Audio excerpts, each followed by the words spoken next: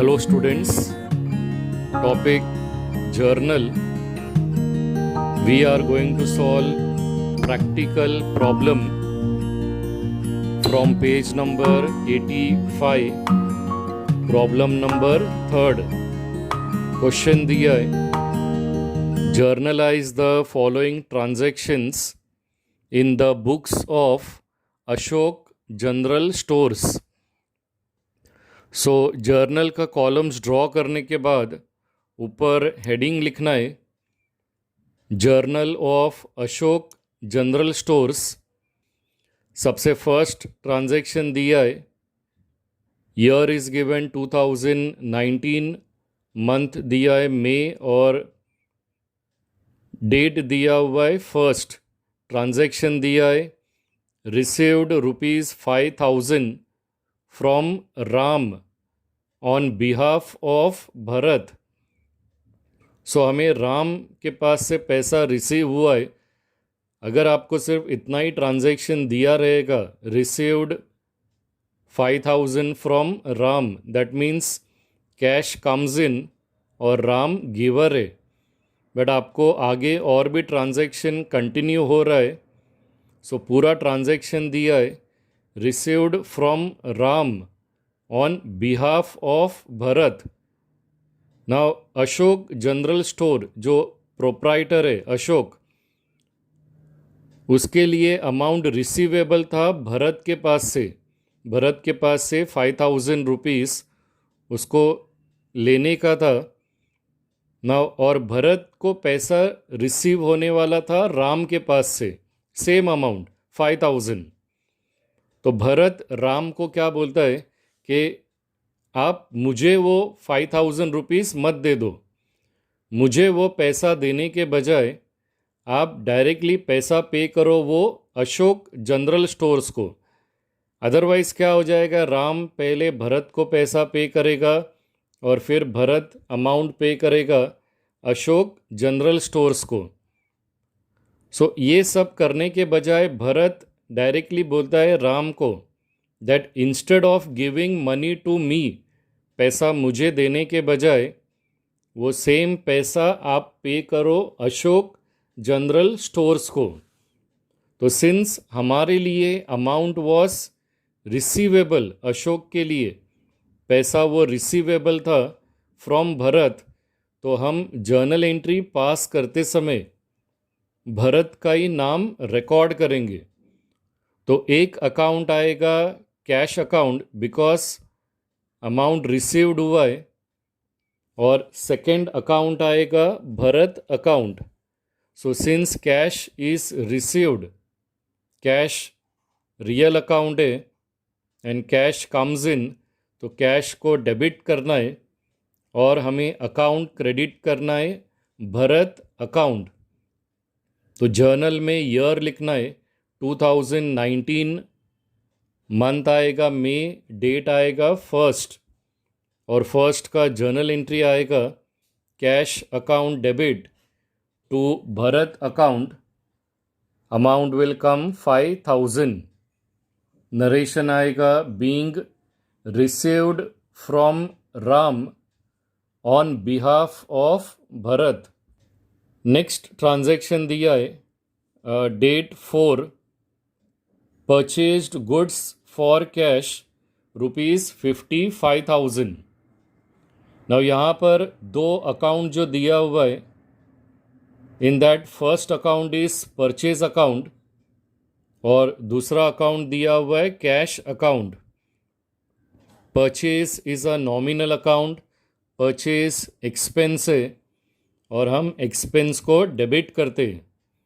और जो second account है कैश अकाउंट, कैश को हमें क्रेडिट करना है. Cash is a real account.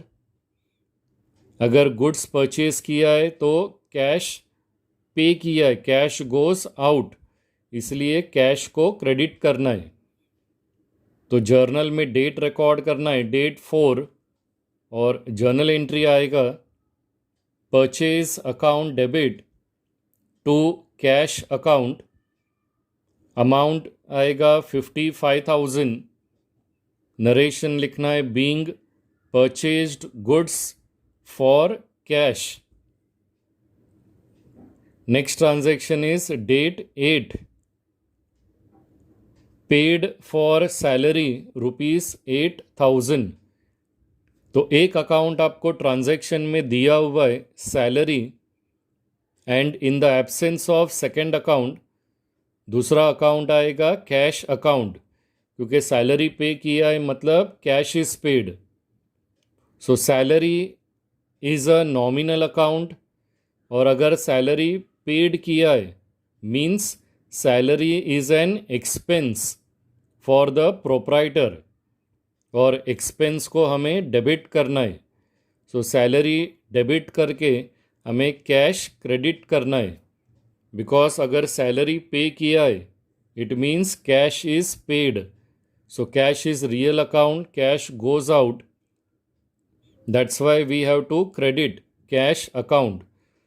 तो जर्नल में हमें डेट रिकॉर्ड करना है, डेट 8, और उसका जर्नल एंट्री आएगा salary account debit to cash account. Amount record करना है 8,000. नरेशन आएगा being paid for salary. Date है next 12. Purchased goods from Ganesh rupees 30,000 on credit. Now since ये ट्रांजैक्शन क्रेडिट बेसिस पर है तो इसमें कैश रिकॉर्ड नहीं होगा. तो एक अकाउंट आएगा परचेज अकाउंट और सेकंड अकाउंट आएगा गणेश अकाउंट. परचेज्ड गुड्स दिया है, सो परचेज इज एन एक्सपेंस, और एक्सपेंस को हम हमेशा डेबिट करते. सो परचेज डेबिट करके आपको गणेश अकाउंट क्रेडिट करना है. Ganesh is a personal account, और अगर प्रोप्राइटर ने गुड्स परचेज किया है गणेश के पास से, that means Ganesh is giver, और पर्सनल अकाउंट का रूल है क्रेडिट द गिवर, तो हमें गणेश को क्रेडिट करना है. सो जर्नल में डेट रिकॉर्ड करना है, डेट 12. जर्नल एंट्री आएगा purchase account debit to Ganesh account. Amount will come 30,000. Narration लिखना है being purchased goods from Ganesh. Next transaction is date 17. Transaction दिया है sold goods to Mrs Neha rupees 60,000 on credit. So ये transaction भी credit transaction है, इसमें cash आपको रिकॉर्ड नहीं करना है. तो जो दो अकाउंट आएगा, एक आएगा सेल्स अकाउंट और सेकंड अकाउंट आएगा Neha account. Sales nominal account है, सेल्स इज़ एन इनकम, और इनकम को हमें क्रेडिट करना है as per the nominal rule. Nominal rule है debit all expenses and losses, credit all incomes and gains. So sales is an income, तो हमें sales को क्रेडिट करना है, और ये गुड्स सोल्ड किया हुआ है नेहा को. Neha is a personal account, Neha is receiver, और हमें रिसीवर को डेबिट करना है. सो जर्नल में डेट रिकॉर्ड करना है 17. जर्नल एंट्री आएगा Mrs Neha account debit to sales account. Amount will come 60,000. Narration आएगा being sold goods to Neha on credit. Next transaction is given date 20. Purchased machinery of rupees 80,000 at 12% GST and amount paid by check. So machinery purchase करने के बाद उसका जो amount है, पैसा है, it is paid by cheque, और जब भी चेक दिया रहेगा तो चेक के जगह पर हमें बैंक अकाउंट रिकॉर्ड करना है। नाउ सिंस मशीनरी परचेज किया हुआ है, मशीनरी कम्स इन, हमें मशीनरी को डेबिट करना है एंड अलॉन्ग विथ मशीनरी हमें जीएसटी भी डेबिट करना है। और जब हम जीएसटी को डेबिट करते हैं तो जीएसटी से पहले हमें इनपुट प्रीफिक्स करना है। So for both the GST, CGST and SGST, debit करने से पहले हमें इनपुट वर्ड लिखना है। तो हम सबसे पहले वर्किंग नोट में अमाउंट कैलकुलेट करते। For date 20 cost of machinery दिया हुआ है 80,000 और 12% जीएसटी दिया है। जीएसटी हमेशा ऐड करना है। टोटल जीएसटी अगर 12% है तो उसमें से 6% सीजीएसटी आएगा और 6% एसजीएसटी आएगा। तो cost of machinery 80,000, next line में लिखना है ऐड 6% सीजीएसटी, अमाउंट विल कम 4,800। वो आपका सीजीएसटी है और उतना ही 6% आपका एसजीएसटी आएगा। सो वो भी सेम 80,000 के ऊपर कैलकुलेट करना है। So amount will come same, so amount आएगा 4,800। और अगर हम ये टोटल अमाउंट को ऐड करते तो total amount will come 89,600। So amount calculate करने के बाद now we have to pass the journal entry. So transaction दिया हुआ है purchased machinery and amount paid by cheque. So since machinery purchase किया हुआ है, मशीनरी कम्स इन, हमें मशीनरी को डेबिट करना है और मशीनरी के साथ दोनों भी जीएसटी डेबिट करना है and we have to credit bank account. So journal में डेट रिकॉर्ड करना है। डेट विल कम 20 और जर्नल एंट्री आएगा machinery account debit 80,000, input CGST account debit 4,800, input SGST account debit 4,800 to bank account. Total amount आएगा 89,600। उसका narration record करना है। Being purchased machinery at 12% GST and amount paid by cheque. Next date दिया हुआ है date 25, transaction है paid to SG and sons by cheque ₹30,000। तो student इसमें एक अकाउंट आएगा SG and sons account and second cheque से पैसा पे किया हुआ है, that means second account will come bank account. Now since ये पैसा पे किया हुआ है एसजी एंड सन्स, ये पर्सनल अकाउंट है और SG and sons are receiver और रिसीवर को हम डेबिट करते and amount is paid by check, तो बैंक विल बी गिवर और हमें बैंक अकाउंट क्रेडिट करना है। तो जर्नल में डेट रिकॉर्ड करना है 25, जर्नल एंट्री आएगा SG and sons account debit to bank account, amount will come 30,000। Narration आएगा being paid to SG and sons by cheque. Next date दिया हुआ है date 28, received commission ₹10,000 from Ganesh. Now commission nominal account है और commission अगर पे किया है या रिसीव्ड हुआ है उस समय अगर पर्सनल अकाउंट दिया रहेगा तो हमें पर्सनल अकाउंट कंसिडर नहीं करना है। सो इसमें एक अकाउंट आएगा commission account and second account will come cash account.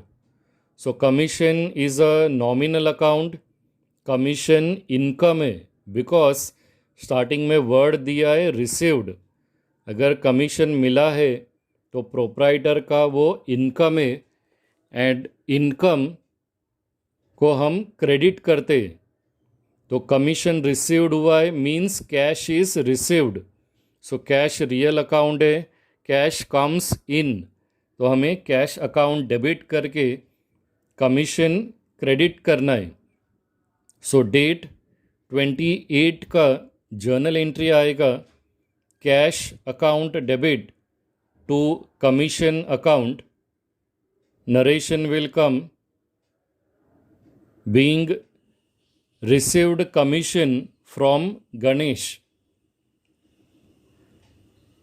The next date is date 30. Transaction दिया है paid rent ₹5,000. If rent is paid तो एक अकाउंट आएगा रेंट और दूसरा अकाउंट जो दिया नहीं है it will come cash account. Rent is a nominal account, rent is an expense क्योंकि रेंट पे किया है और एक्सपेंस को हमें डेबिट करना है, और जो दूसरा अकाउंट है कैश वो हमें क्रेडिट करना है बिकॉज रेंट इज़ पेड, इसका मतलब कैश पे किया है. तो कैश गोस आउट. जर्नल में डेट आएगा डेट 30 और उसका जर्नल एंट्री आएगा rent account debit to cash account, amount will come 5,000 और उसका नरेशन आएगा बीइंग पेड रेंट. और सबसे लास्ट ट्रांजैक्शन दिया है date 31, purchased shares of Atul company limited for 10,000 through demat account. इसमें एक अकाउंट आएगा shares, but journal entry pass करते समय हमें शेयर्स के जगह पर इन्वेस्टमेंट लिखना है बिकॉज अगर प्रोप्राइटर ने अतुल कंपनी लिमिटेड का अगर शेयर्स परचेज किया है इसका मतलब अशोक जनरल स्टोर्स ने पैसा इन्वेस्ट किया है. तो एक अकाउंट आएगा इन्वेस्टमेंट अकाउंट और ये शेयर्स परचेज किया है through demat account. For trading of shares, that means for buying and selling of shares, bank में एक सेपरेट अकाउंट ओपन किया जाता है जो रहता है डीमेट अकाउंट, और ये अकाउंट के ज़रिए ही किसी भी कंपनी का शेयर्स परचेज किया जा सकता है और परचेज किया हुआ shares proprietor can sell. So demat account is a bank account opened for trading in shares. तो एक अकाउंट इन्वेस्टमेंट आएगा और दूसरा अकाउंट बैंक आएगा. सो अगर परचेज शेयर्स दिया हुआ है so shares that is investment is a real account, so shares comes in. So investment को हमें डेबिट करना है और शेयर्स परचेज करने के बाद अमाउंट उसका पे किया है through demat account. So bank will be giver और बैंक को क्रेडिट करना है. तो डेट 31 का जर्नल एंट्री आएगा investment account debit to bank account, amount will come 10,000, narration आएगा being purchased shares of Atul company limited.